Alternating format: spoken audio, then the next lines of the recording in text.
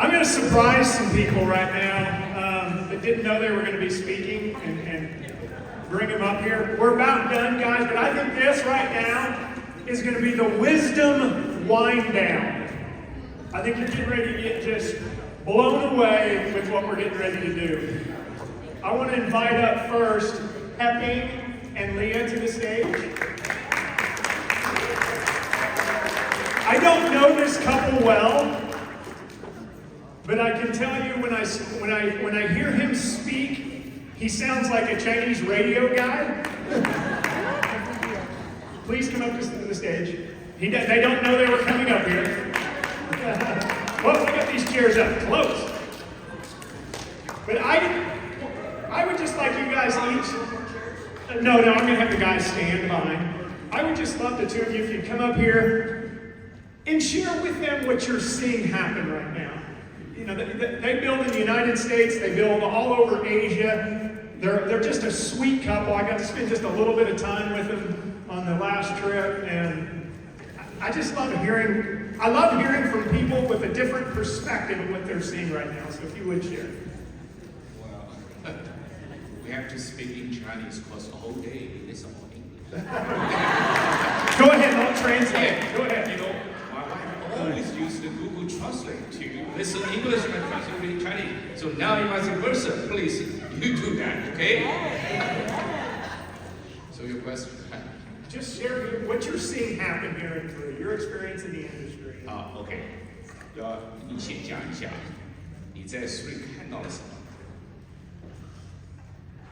？What did you see? Yeah, what are you seeing right now? What are you watching happen?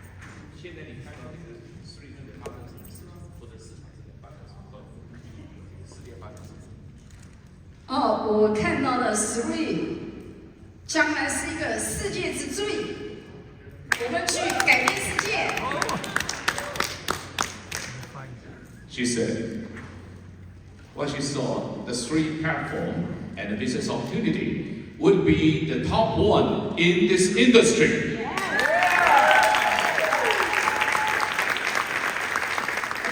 Share with us, how long have you been in the industry? Beginning from the 2011 until now 14 to 15 years. Where have you built most of your business? The market, you mean? Yes. What market? What countries? Okay. USA, Canada, mainland China, Taiwan, Hong Kong, and well, a few more in Japan. Maybe a few more in Malaysia, a few more in, well, the other country, not open yet, but they still join three. You know, they register rule breakers in their country, but in some cities China, some cities USA, but they promote it and they transport the product from USA, from China to the other countries or cities. They find a way, don't they? Yeah. Where is it you currently reside? Where is your home base? My base? Where do you live right now? In Los Angeles, California. Okay, that was where I was wanting to hear. So, how many of you would like to have a worldwide business? Raise your hand. Good. Share with them, without them having to hop on airplanes and fly all over the world, how can they build an international team while staying in their cities? Because every people have different human contacts in different countries. If you share your information, experiences, and what you did, what you saw, and maybe you touch their interest, they join in. And also, they share such information, opportunity to their friends. So automatically, they build up their teams internationally. That's what I wanted to hear. Guys, you can build an international business in your hometown. So, you know, like think of New Jersey. How many people in New Jersey are from other countries? You tap into one person that's from China and they see the vision, they're going to take it to China for you. Same thing with Japan, same thing with Malaysia. I would find out, Kim's getting ready to go do a 3-week tour, this man's getting ready to go do a 2-week tour. Where are you going? What countries? Well, Chicago. Okay, what?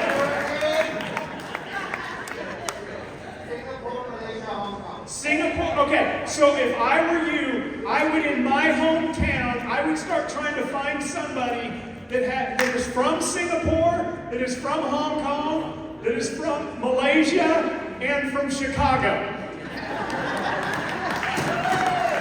And then I would tell them I've got a multi-million-dollar earner that is going to be building in that market. Do you know of anybody that you can send to the event? Does that make sense? Yeah. I would find out where Kim is going. I would find out every single city that Kim is going to be in, and I would rack my brain in my sphere of influence. Who do I know that knows someone in those markets? Christine, yes ma'am. I'll be in Taipei. Taipei, right there. I would right now, who do I know that's Taiwanese and from Chicago or lives in New Jersey or lives in Jacksonville, Florida, or lives in Dallas, Texas, and I would say, I want to connect you with my leader that is going to Taiwan. Guys, we can build a massive business from our own backyard. You build local, and you start dreaming global. That's what this couple has done. So I want to thank you guys for coming out here. Thank you. Thank you. I want to invite you to sit, please. You go behind her. We're going to invite up some other people that don't even know they're coming. Again, this is going to be the wisdom wrap-up. Christine Peterson, would you please come to the stage? Mark Ewell, will you please come to the stage? Lance and Tracy, will you please come to the stage? George Ruiz, will you please come to the stage? I asked them the women get the seats, the men stand behind. Adrian, will you please come to the stage? Samson, will you please come to the stage? And Greg and Lori Ferraro, will you please come to the stage? Dun, dun, dun. Hustle, hustle. Oh, not that fast, Christine. Dude, she's 82 years old and she'll kick your butt.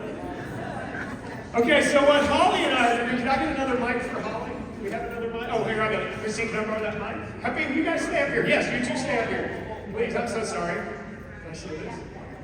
Oh, do we have one more mic or is this it? I think if the ladies all set, we're good. We got as much time as we want, Daniel said. As much time as needed. Do we have a third mic, yes or no? Okay. What Holly and I are going to do is we're going to walk around the crowd with a microphone, and we're going to let you guys, y'alls, as we say in Oklahoma, y'alls, ask them questions. Anything goes.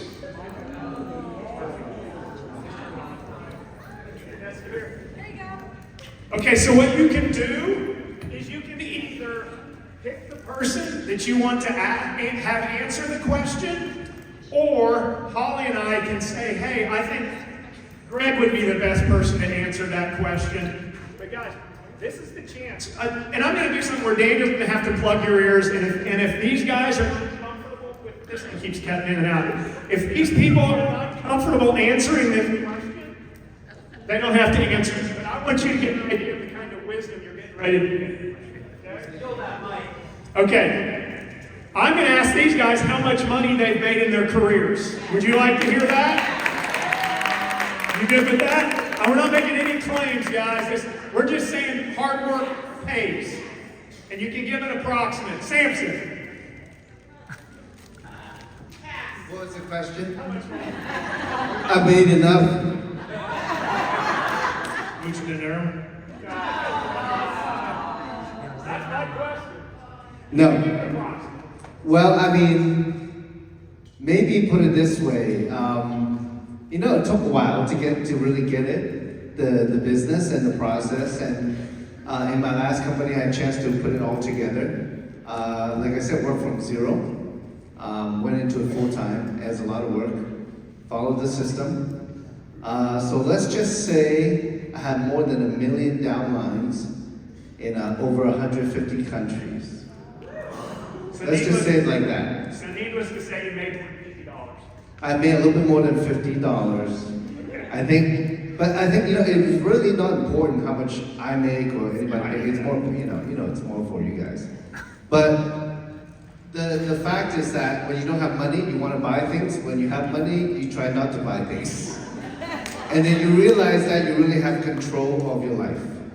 You know, I was very fortunate during COVID. The money kept coming in, and kept coming in, and kept coming in. So I bought a house in 2020. That's where you want to be. All the best. Well, you know what? I can tell they're a little uncomfortable. Can you hear me with this now? Yes. They're a little uncomfortable with that question, so we're not in that. Okay, you know, my first two are like pass.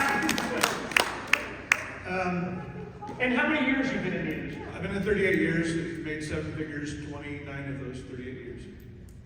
Wow. Pretty good. We've been in the industry for 33 years, and we've made in the 8 figures. Pretty good. What an interesting question. Well, you know, I always get asked, you know, how much you made. We always say what the top person made. I figured why not do the second level? What I will say is that I started 21, 36 years now, and outside of the first couple of years, my first year I did make over $100,000 a year, and from there it started to grow very quickly, and I'm very fortunate to help. You never see you build a group of 1 million people, but what you do is you help that orchestra of helping the team grow, and sometimes if you're lucky and you work hard, they will grow, the team can grow over 1 million people, and I've done that 3 times in 3 different companies. So that's been pretty crazy to think about, but I have certainly made over $1 million a year for probably the last 34 years. So the numbers quite So residual income works. Yeah, it does work. Well, for me, my wife and I involved in this industry almost 15 years. But in first 12 years, in the previous platform, we invested only $2,000, but the investment return, how much? I don't want to say the exact number, but tell you numbers. 500 numbers than what we invested in this industry. 500 times. You may figure out. $2,000 times 500, how much? A lot. In first 2 weeks, we get money back. Actually, 0 investment, 0 risk. And plus, my wife and I, from 56 years old, turned to 71 years young. Me, from 58 years old, turned to 73 years young. That's what we have. Compare in traditional business, how much you invested, how much risk you took, and how much you can take it, and how much you lose. Figure out. Okay. George? Okay, that's hard to calculate because the income definitely is multiple 7 figures. The volumes that we had, or we have had, the highest was over $100 million a year that we have in our team. And this is way better because we had that volume here with the kind of matching bonus that we have. But definitely, and when I started network marketing, I sold my microwave, my color TV, and I borrowed money. That's it. Can you imagine come home and I want to watch TV and there's no TV? Come on! But anyway, yeah, that's the cool thing. That doesn't matter where you start. It's where you finish. All right, Christine, wrap it up. Well, I'm going to talk money. There's no earning claims, but I'm just saying, I've been in the industry 43 years, and I've made over 20 million. But I had a marketing plan before where I could not have made this kind of money. This is really important. The reason I joined this company, if I had my group that I had before, if I had this marketing plan, I would have made 150 million. And there's a difference in marketing plan. And when I looked at this, I went, are you kidding me? There's no breakaways? You mean everybody stays? You get matching checks by helping leaders and build an organization globally? You are so lucky to be here. Those that rise up and become the great leaders and build more leaders will become very wealthy. Nobody stays behind. I want to say this. Everybody can do it. It's just a few that really take hold of it. And that always breaks my heart, is that every one of you in this room can do it. You just have to make the decision that I'm going to do it. And I love Daniel Pico. He's courageous that he stepped out to build a new company when there were all these other companies. This is a $200 billion industry with an umbrella of many companies. But you know what it's going to be in 6 and 7 years?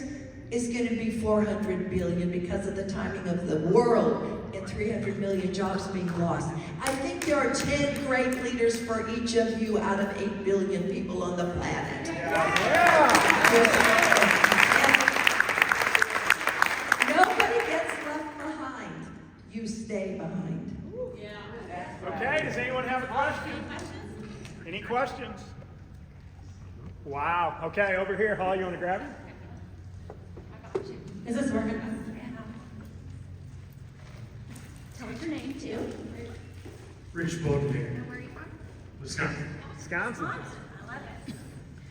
In your personal experience with the individuals that you've been working with, what activities or events have taken place that caused you to start seeing your team work as and see themselves as a unified team? That's a great question.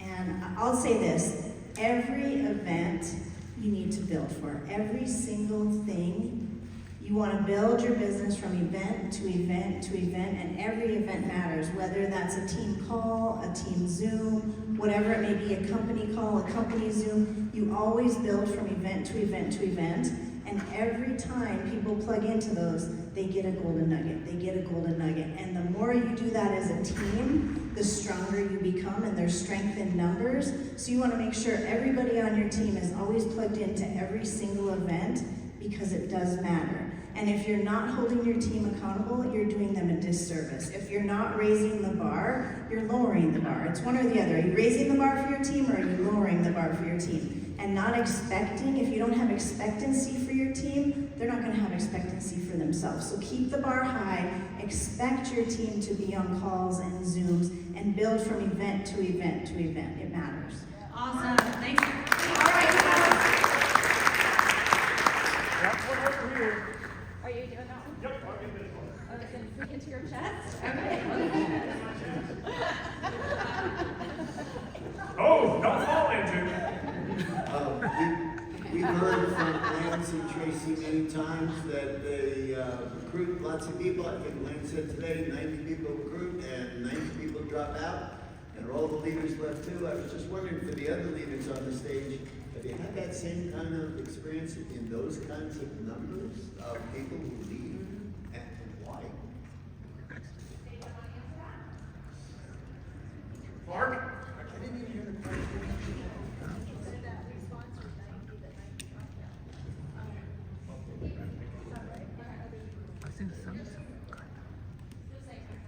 Well, an example, in the company we earn millions of dollars, we sponsor probably close to 200 people, and 120 or 130 quit. 5 only were responsible for 90% of the volume. That's going to happen. Yet, we have to make sure that we are talking about the business, by the way, because if we talk just product, even more people are going to quit, because every time something happens in their pocket, they are going to quit ordering the products. Even if they are having amazing results, that's sad. But if they are paying for the products with the income, they don't quit. And that's why we heard that message. Daniel said, you don't have to know all the ingredients. I cannot pronounce the ingredients. But anyway, I think that's the main thing. Most people are not going, and by the way, in everything. 3% of the population make 97% of the income, and they have the 20 to 80 rule. Most people, 20% of the people produce 80% of the results. Always going to be like that. But when we are sponsoring the right people that really want to build the business, our percent go up. But still, the majority of people are not going to do anything. that's a fact. Here's what I've learned over the industry doing this. Can you hear me? Is this no? I have, Go ahead, Hollywood. I was gonna say the numbers don't lie. Really, about of what you recruit and enroll into this business, a third will quit. I mean, they just do. People quit on everything, right? They're gonna quit. A third will use the product and be loyal forever. Might be going out. And a third will quit. A third will be so loyal to the product. And a third will either work the business or lead you to someone who will work the business. I do believe it's so important to work in depth, meaning don't just stick with the person you recruited, get with who they've recruited too.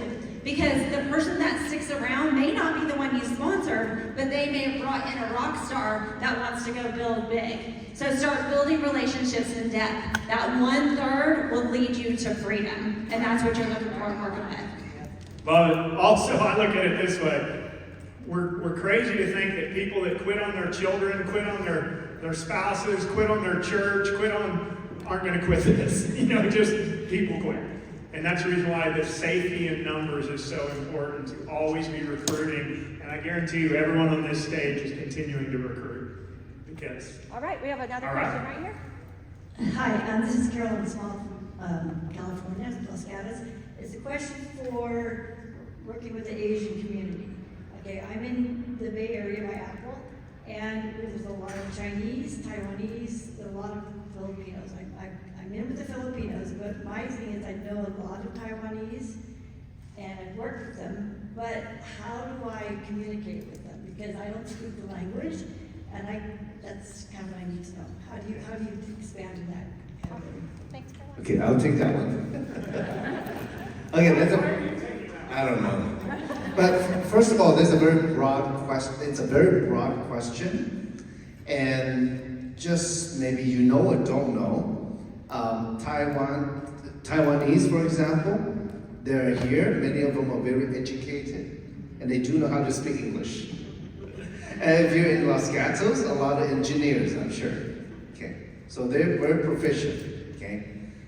In terms of talking to them about opportunity, it's like anything, you have to get to know them, because it's about trust.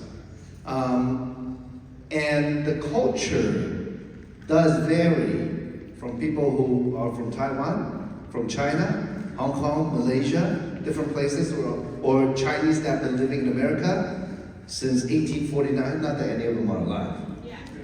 But Chinese people have been in America since 1849, the gold rush. So you get a variety of people. I think the most important is you connect them and you try to understand them. Chinese people are generally all about business, except the ones that are more professional, like engineer, accountant, and attorneys, and doctors. In general, they're brought here because they're told to get educated. We're told to get ahead. But if anything, if you catch them in a moment where they want to change, you got somebody. And they will, it takes just one person to open the door to the whole community. So you just go through people, and it's perfectly fine. All right? Hope that helps. Hey, Samson has one of the biggest servant hearts of anyone I've ever met. And if you've got a good prospect that you've qualified that is from one of those markets, reach out to me or your upline six star and say, hey, could you maybe get Samson to do a call or a Zoom or something just to do it? But you got to qualify. You just can't say, hey, I got this 10 people, I want you to try to talk into doing something with me.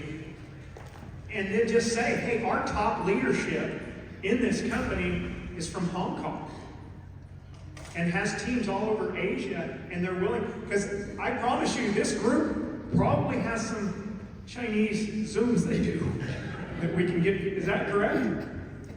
Yeah, so what Corbin says is correct. So for example, let's say you can put a little chat group together with you, Adrian, and me. If you're working with Adrian, are you working with Adrian, right? So then I don't have to say things twice, so she can also support you in that sense. And then, for example, on our Spark Global YouTube channel, it's all free. There's tons of information in Cantonese and Mandarin, tons, weekly. There's actually 3 Mandarin presentations a week, and it's the same. It's like opportunity, training, and about the wellness. So we can guide you in what to show them, and you just let me know, however you know them or whatever contact, and I'll help you. Okay? Awesome. No problem. Thank you. All right, another question, anyone? I've got one. Yes. This ought to be fun. I've got tremendous amount of respect for everybody up here, and I know most of your stories, but this is very specific, piggybacking off of Bob. One of the saddest things for me is watching people have all the talent, they need it, and yet they don't believe in themselves, or they don't get enough information, or for whatever reason they quit. So I want Christine Peterson to answer this. And that is, how have you learned over all these years to discipline your disappointments? When you know that somebody was so good, he or she was just going to be your next superstar, but they never call you back. They don't show up at the meeting. How have you learned to push through that? Well, and it's going to happen, isn't it? You must have belief in everyone, but don't believe them until the evidence appears.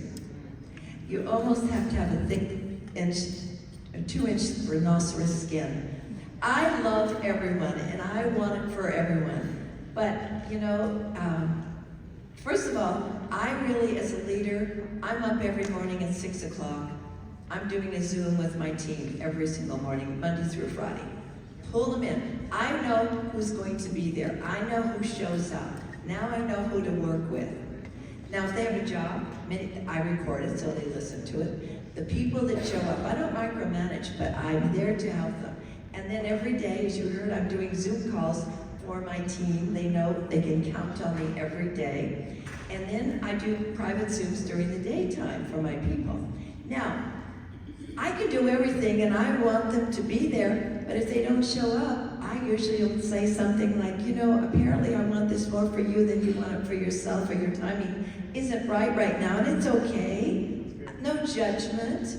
There's no judgment, but I don't let them control my paycheck. I go, I'm right here. When you are ready to move, call me. I'll put you in my hip pocket. We're going to run together.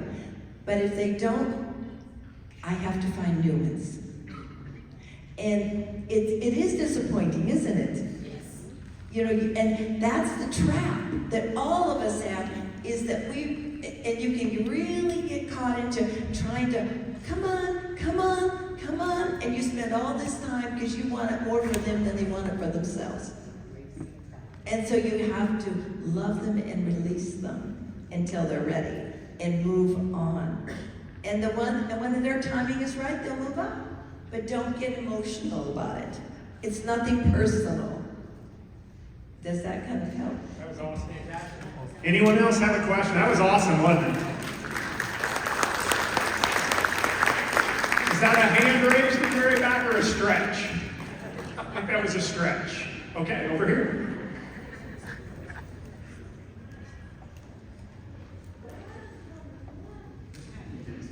Yeah, my question is, how, if you don't have the spousal or family support, what's the best thing to do?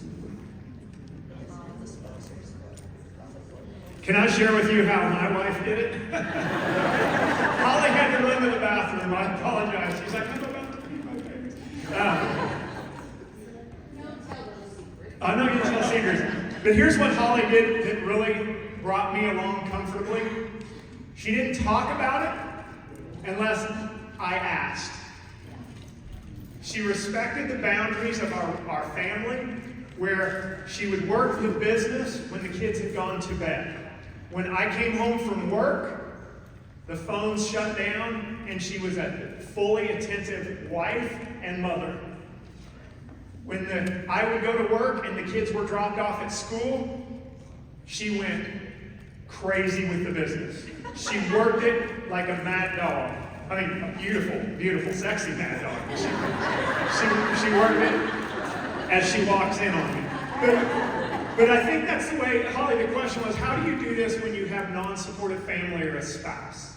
So I was touching on it while you had to go take a quick little break. And I told them where you went, sorry. If you have you got to prove them wrong. Yeah. I mean, at the end of the day, that's what it's about. You know, they're sometimes cheering you on to fail. They're sitting on the sidelines waiting to fail. They know you well enough and know that maybe you do things and you quit. And so you got to prove them wrong. And sometimes I think we want to get in their ear, like literally Vegas. Maybe you have a spouse at home and they're not really excited and you're just in their face like, this is everything that happened. They don't want to hear it. They didn't want to hear it before you went. They didn't want to hear it after. So tone that down a little bit. Build the business when they're not there. Don't always be in their ear about it. Like when Corbin would go to work, that's when I would build. When he was home, I try not to talk about it. I would shut it down and then proved it by my actions. And as the business grew, as more and more people got excited, as people from the outside started saying to him, man, what your wife is doing is pretty phenomenal. Now my wife is on board. I'm excited about it. And as he started to hear from other people the success and things that were happening, the more he got on board. And so sometimes it can't come from the person closest to you. It's got to come from someone on the outside. So you've got to just like put blinders on. You can't listen to that outside noise. I'm one of those, Adrian just said it earlier, positive words are so important for me. I can't stand negativity. That just is, it's such a time suck and an energy suck. So if a family member or spouse is bringing you down because they're not excited, why keep putting yourself in that situation talking about it? Like talk about everything else but that. And then that will lift you up. I keep negative out. I mean, everyone knows that. I'm not a gossiper. People don't bring me that kind of stuff because I need positive energy around me. All of you do too. It's the world that we live in right now. So keep the negative outside noise. If they're negative now, they're going to be negative until you do something with it. Go prove them wrong. Then all of a sudden they get on board. And it's like, who's the boss now? Right? Can I just add one thing? You're absolutely right. Yeah. One of the things I've taught my people with the husband, and this is what happens. You get all excited. You're going to start a new business, and the husband, I don't know, you know. And then you get excited, and then you get the disappointments, and then you start talking to your husband. Oh, well, and then he comes in and says, well, how's it going? Well, and 100 wine, okay? And so you have to take that word out. You have to just, if you had a day that just didn't go as well, you just, and your husband comes in and says, how's it going? And say, unbelievable. That's all you have to say. Well, it could be unbelievably great or bad, but he doesn't know what it was. But he doesn't want to hear that. And believe me, when the money comes in, he will be supportive. Give it up for your 6 stars, 5 stars, 4 stars, $1 million earner! Thank you, guys.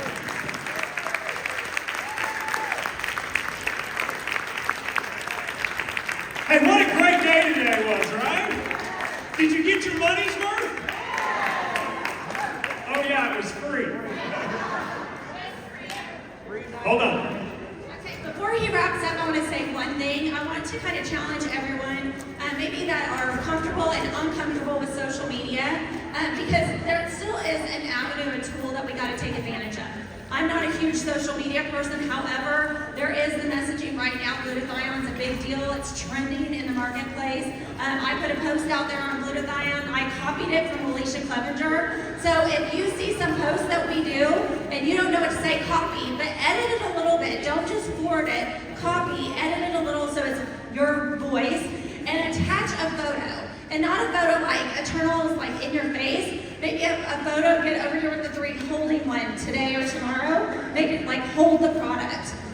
Do a lifestyle. So first off, glutathione, it's trending. I put a post out there, Alicia's. I have 2 people enroll, not just on Eternal, other product as well, just because that buzzword's out there. So we should be taking advantage of any buzzword out there in the marketplace. Glutathione is the hottest one right now. So get out there and put a picture. That's one thing. I also then want you to get a picture just of the room, of you in the room. Whatever I see, it does better if you're personally in it. So get a picture in front of the 3. Get a picture in front of the hotel. Get a picture in Vegas. And do a lifestyle post and share something that moved you today. You're not necessarily saying 3, you're just saying what you just witnessed, what you sat in on, maybe a quote that someone said, something that moved you. And if you want to hear more, message me, and people will start messaging, what are you at? I might want to go to that. Dang, I wish I would have gone to Vegas, people from your team. So can I challenge all of us need to do something today, and then we're all going to do something tomorrow. So whether it's the glutathione or lifestyle, let's get that out there. Okay, quick little announcement. Tomorrow morning, 8:30, Daniel's providing a free breakfast. Woo! So get here at 8:30. It's going to be cool. Let's all just sit around, chit chat, talk. I encourage you tonight, make it a working dinner, working evening, build your business. Who wasn't won my $100? 50 on red, or 100 on red. Split the profits with Daniel and I. And then 9:30, the doors are going to open up. We're going to come in here and deliver big tomorrow. So guys, seriously, book some meetings tonight. Get with your team. Challenge everyone. For the leader of the team, challenge everyone to start setting up home meetings. Let's be accountable to each other and take this thing to $300 million. Thanks. Or more.